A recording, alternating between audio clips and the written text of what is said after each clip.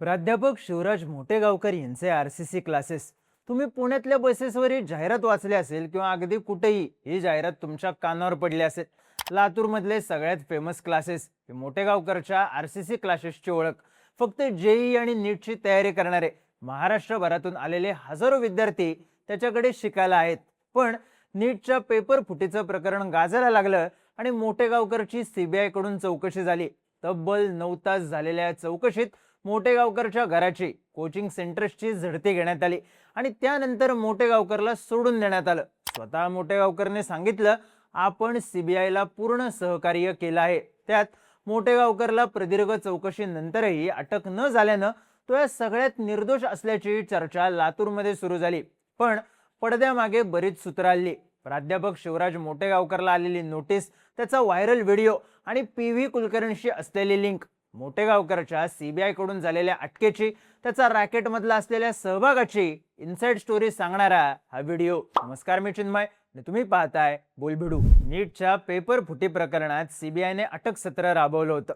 पुण्यातून मनीषा वाघमारे या beauty parlour चालवणाऱ्या महिलेला अटक झाली. त्यानंतर लातूरच्या दयानंद कॉलेजमध्ये आधी केमिस्ट्री शिकवणाऱ्या पी.व्ही. कुलकर्णीला अटक झाली. त्याचवेळी शिवराज मोटेगावकरच्या लातूरमधल्या घरी आणि ऑफिसमध्ये धाड पडली. शिवराज मोटेगावकर हा लातूरमधला सगळ्यात मोठा खासगी क्लास चालवतो. लातूरच्या शेतकरी कुटुंबातून आलेला मोटेगावकर सुरुवातीला लातूरमध्ये ठिकठिकाणी फिरून मुलांना केमिस्ट्री शिकवायचा. वेगवेगळ्या क्लासेसमध्ये जायचा, हाताने लिहिलेल्या नोट्स द्यायचा, विद्यार्थ्यांची तयारी करून घ्यायचा.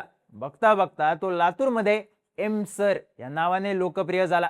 त्याच्या रेणुकाई करिअर सेंटरची लोकप्रियता लातूर पॅटर्नच्या लोकप्रियतेसोबतच वाढली.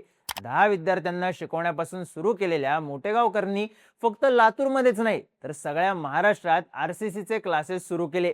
नीट आणि जेईईचे अनेक विद्यार्थी इथे शिकायला होते. त्यात शिवराज मोटेगावकर सोशल मीडियाचा वापर अगदी शिताफीने करत होता.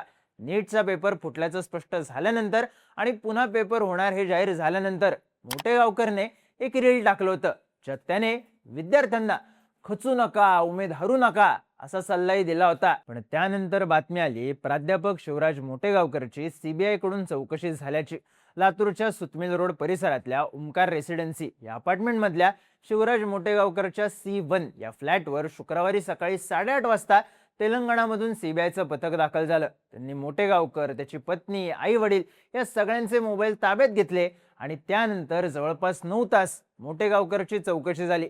या चौकशीत त्याला अनेक प्रश्न विचारण्यात आले. पण सीबीआयचं पथक फक्त चौकशी करून थांबलं नाही, तर काही अधिकाऱ्यांनी त्याच्या घराची झडती घेतली.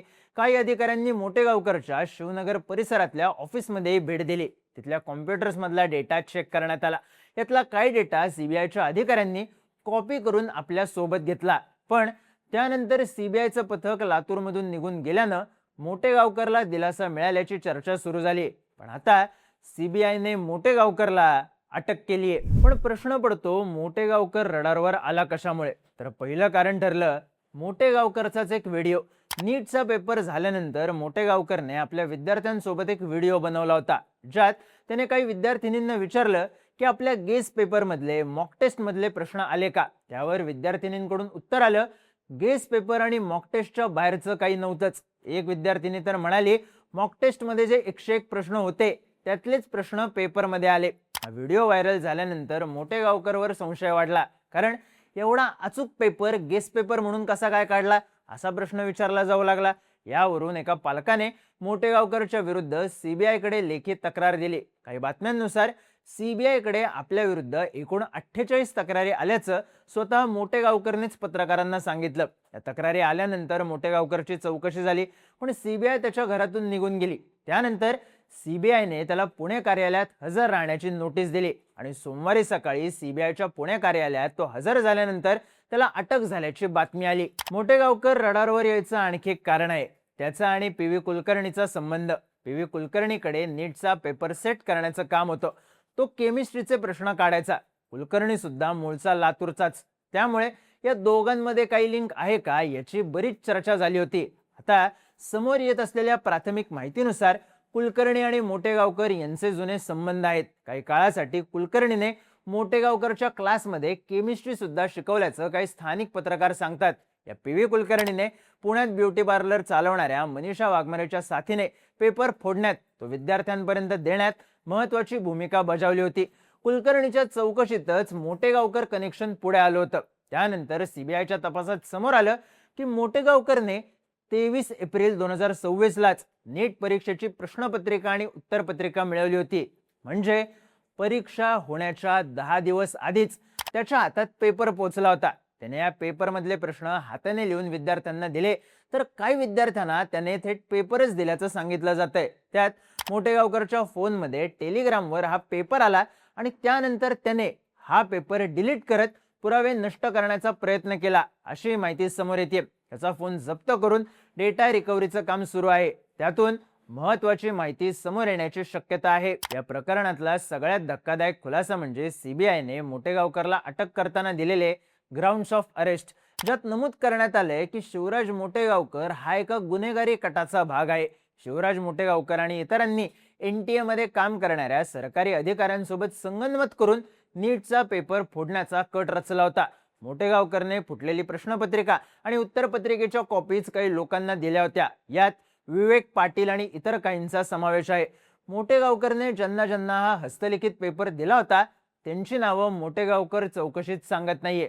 मोटेगावकरने नीटचा पेपर झाल्यानंतर हे हस्तलिखित पेपर सुद्धा नष्ट केले होते.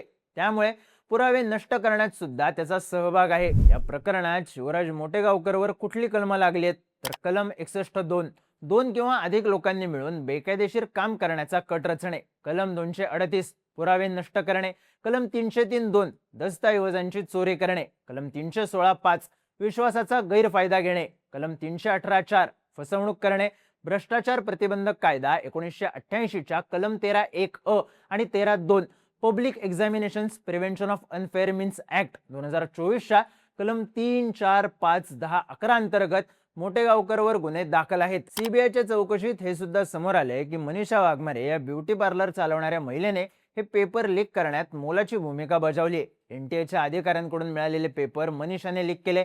अर्थात तिचे मांढरे आणि कुलकर्णी सोबतचे संबंध महत्वाचे ठरले. आणि यात महत्वाचा मुद्दा म्हणजे लोकप्रिय आणि मुलांची प्रचंड गर्दी असलेला, वर्षाकाठी 100 कोटींपेक्षा जास्त टर्नओव्हर करणारा आणि महाराष्ट्रात अनेक ठिकाणी ब्रँचेस असलेला क्लास सध्या बंद झालाय. लातूरमध्ये क्लासला सील लावण्यात आला असून ट्युशनला सुट्ट्या असल्याचं सांगण्यात येतंय. त्यामुळे या क्लासचा शिवराज मोटेगावकरचा सहभाग फक्त याच वर्षी होता की नीटचा पेपर लीक करण्याचा हा प्रकार अनेक वर्षांपासून सुरू होता, हे आता चौकशीत समोर येणार आहे. पण शिवराज मोटेगावकरचं नाव थेट पेपर फुटीच्या रॅकेटमध्ये आल्यानं विद्यार्थ्यांना, पालकांना लातूर पॅटर्नला धक्का बसलाय.